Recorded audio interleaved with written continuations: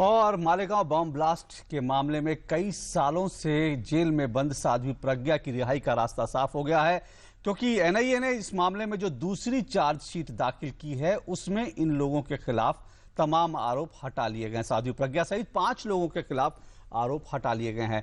NIA ने कहा कि इन लोगों के खिलाफ कोई भी आरोप नहीं मिला। इसके अलावा कर्नल श्रीकांत पुरोहित और उनके सहित 9 लोगों के खिलाफ जो मकोका लगाया गया था उसको भी एनआईए ने हटा लिया है।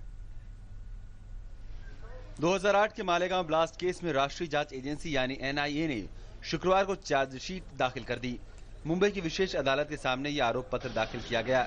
एनआईए ने मामले में साध्वी प्रज्ञा और 5 लोगों के खिलाफ सभी आरोप हटा लिए हैं। इसके अलावा लेफ्टिनेंट कर्नल श्रीकांत पुरोहित समेत सभी 10 आरोपियों के खिलाफ मकोका हटा लिया गया है।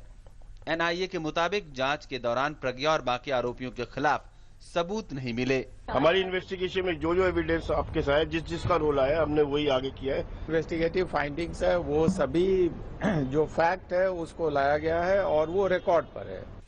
इस मामले में ये दूसरी चार्जशीट है। पहली चार्जशीट महाराष्ट्र एटीएस ने दाखिल की थी जिसमें इन लोगों के नाम थे, लेकिन अब एनआईए की चार्जशीट के बाद प्रज्ञा की रिहाई का रास्ता साफ हो जाएगा।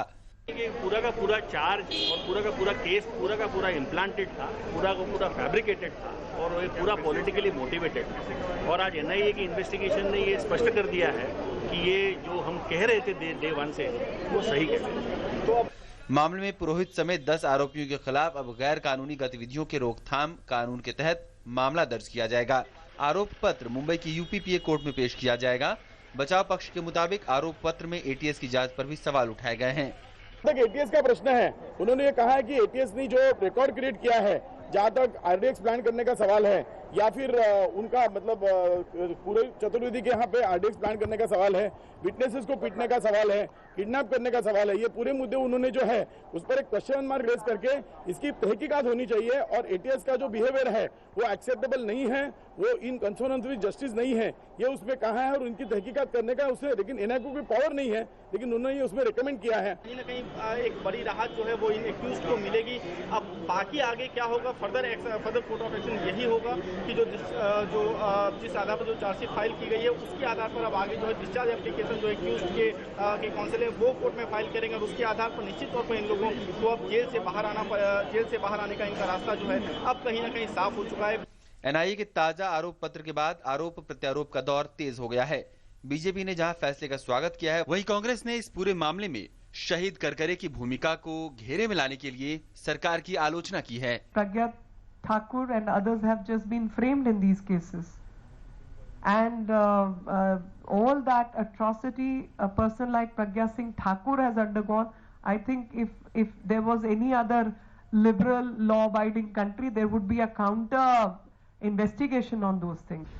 कि मैं निंदा करता हूं एनआईए के उस बयान की जिसमें हेमंत करकरे जैसे ईमानदार कर्तव्यनिष्ठ शहीद के ऊपर निंदनीय आरोप लगाए हैं। मैं इस बात की निंदा करता हूं। गौरतलब है कि 29 सितंबर 2008 को मालेगांव में हुए बम धमाके में 7 लोगों की मौत हुई थी और 80 के आसपास लोग घायल हो गए थे।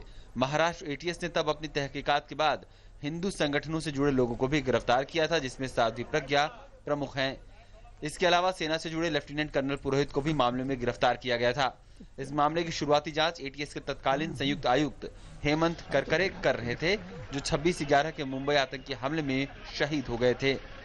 मुंबई से योगेश कुमार शीतल के साथ news night desk, DD news.